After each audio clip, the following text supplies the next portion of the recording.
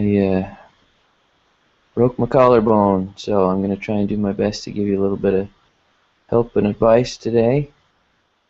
Hope somebody can show this in class for me. Okay, so I'm going to swap over here to screen share so you can see my screen. Make sure I get this full one here. There we go. Now you're seeing the whole never-ending screen. There we go. Okay. Today we're going to talk a little bit about the Nokia test.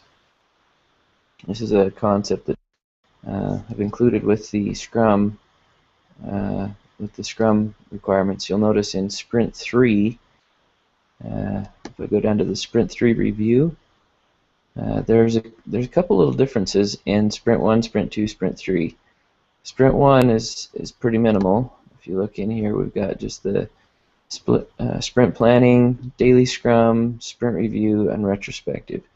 So the main components of the sprint review, or the sprint scrum process, sorry, I'm a little out of it still, I'm on drugs. Hopefully it makes sense here today. Anyway, those are the four main elements that you need to be able to fulfill for the first sprint review. Just pulling all those elements together to show your Scrum process. Now in Sprint 2, you'll notice I add one more element to it, and that's the burn up or burn down chart. In Sprint 3, I've also added the burn down chart, but at the end here I also add in the sprint retrospective to include your Nokia test results. So I need to explain a little bit to you about the Nokia test. If you look up at the Scrum topics, this is one of the topics for week 8. We're currently in week 8. So, Nokia test, I'm going to show this interview from Jeff Sutherland, if I can get it to play for me. The fun part is trying to run a computer with one hand is not as easy as it might sound. Especially when you want to right click and you've got a funny mouse pad. So, I should have had this all set up before I started. Okay, let's come back into this.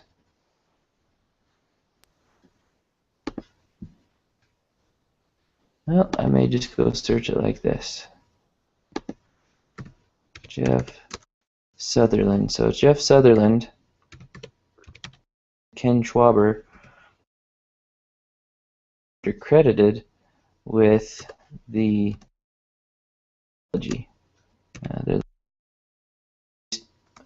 popularized the method. If I go out here to YouTube, I should find, there it is, Scrum, the Nokia test. This is the link that I've got in iLearn. And since I can't right click on it, I couldn't open it. But we're going to watch this, and I'll pause it and comment on it as he goes.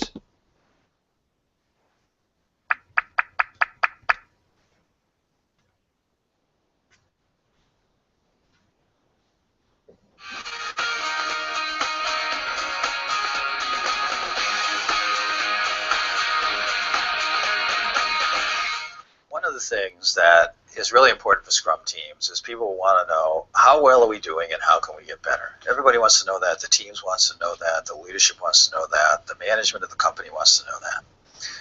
And so over the years, we've developed a short test of a few simple questions that can give us a fix on, well, how well is this team doing? It started at Nokia in Finland, so it's become to be known as the Nokia test. And there are 9 questions now in the Nokia test. The first one has to do with iterations, time boxes. Can a team execute a time box 4 weeks or less? In Scrum, we call it a sprint. And are those sprints stable, the same length, over and over again? If the team can do that, yes or no, that's what we want to know for the first question. So you'll notice his first question here, he wants to focus on the time boxing and stability. Now he calls them iterations. I would contend that a better word for that are increments or potentially shippable products. And they're trying to get on a consistent release basis for that. Once again, my clarification is that's mostly for the stakeholders to know what to expect and to know when to expect the next release. It's more of a stakeholder management issue to make sure that you're keeping your customers informed and happy and meeting their expectations. There's no magic to the length of them. He calls them 4 weeks here, but I think the more important issue is consistency from a stakeholder perspective. Now, if you're in a situation where you don't need consistency in the release dates, in a situation where you've got a smaller team or a smaller group of stakeholders, consistency may not be the biggest key. I think this applies more when you've got a very large audience. It's just easier to set a consistent pattern of we'll always have something released every 4 weeks or every 2 weeks or on a consistent basis so that people know what to expect. So it's really more of a stakeholder management issue than anything. Depending on your stakeholders, you may need to adapt that when you're using Scrum or Agile methods. So here we go with the next one.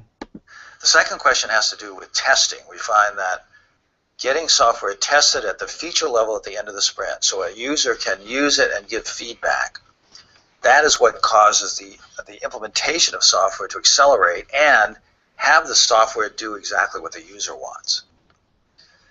We find that delayed testing causes an extreme amount of extra work. Most people don't realize that. At Palm, I asked them to measure it. What does it cost to do testing right now at Code Complete compared to 2 or 3 weeks later? And they found that testing right now, if that takes an hour, they do it 3 weeks later, it takes 24 hours. That's pretty amazing. And they asked, does that mean it takes 2 years to deliver something we can do in a month? And the answer is yes. So the second question is, do you have your features tested at the end of every sprint? Yes or no? So here, this has more to do with a communication issue in my mind. The longer you wait between completion of tasks and testing or validation of those elements, it may be code, it may be chunks of a project, reports, something like that. When it's fresher, people tend to communicate better. When there's some stagnation or some where your concepts or your deliverables or your code, if it's stagnant, if it's sat around for a while, oftentimes the communication becomes the issue and it slows you down. At least that's how that's the spin I'd give on that from my perspective. I think his statements there are pretty they're probably a little bit exaggerated for most cases. At Palm, that's a huge order of magnitude change of 3 weeks and all of a sudden 24 times as long. You probably won't see that huge of a difference in smaller teams, but in a more formal team where you've got a million things going on, I think that's a good possibility that you'd see that significant of an increase just in your testing, how quickly you do your testing, how close your testing team is to your development team, those kinds of things. In our smaller projects, you may not see that big of a difference because you've got a smaller, tighter, more close-knit team. But this just kind of shows you how some of these things can scale from a small project team to a larger project team. Okay, on with the third one. The third question has to do with specifications. Is there enough information provided by the product owner so that the team understands what they need to do? The pieces are small enough so the team can easily absorb it. The team can estimate it. They know how to test it, all of these things. Yes or no? Fourth question. Third one comes down to planning poker, if that's working well or not. Question has to do with the product owner. In Scrum, the product owner is responsible for creating the backlog for the team to implement, ordering that backlog, and having one backlog that the team is responsible for executing for. It's amazing how many companies have trouble finding a product owner, or they get a product owner and they're not a good product owner. They're not able to really deliver on the backlog. So this comes down to having a good, strong business leader, has a strong vision, can do some very thorough business analysis to know where the market is, where the needs are, what specifications might be relevant versus irrelevant. If you don't have a product backlog owner on your project, I'd recommend you try to find one. Find somebody with some good business savvy, or business acumen is the common slang for that. Somebody that can give you some real clear leadership and vision of your project can help you prioritize that product backlog list very cleanly, very accurately. Can help with that scoping issue of what's in, what's out with each sprint and why. The degree of success on Scrum greatly hinges on that scoping question. Okay, onward.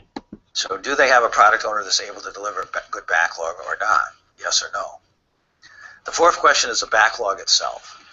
Yes, that should be the fifth question. He misspoke there, but we'll move on. This is number 5. It's really important that the team has seen the backlog and the team that's going to work on it has estimated the size of the backlog before they go into sprint planning. If they don't, they get into the planning meeting right at the beginning of the sprint, and there's lots of questions. Some of them the product owner can't answer. So it drags out the sprint planning meeting, and it gets them off to a bad start. So do you have product backlog that is in a ready state? It's been looked at, it's been estimated, all the questions are answered before sprint planning starts. And then this comes back to planning poker again. I think that one solves a lot of the problems that Scrum teams encounter, especially estimation. That's a big issue in trying to anticipate how much should we be biting off with each sprint. The promise less, deliver more mentality really ties in with this very well. Sprint planning, you can look at it and figure out how much you should take.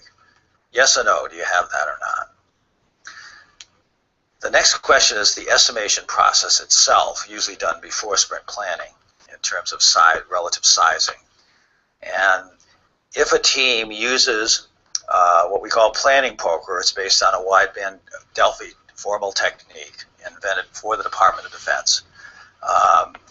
If they use that, we find that teams can often estimate 40 times as fast as traditional estimation procedures.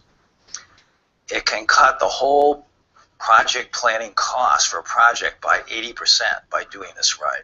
So it's extremely important. So is a team using planning poker to estimate the backlog?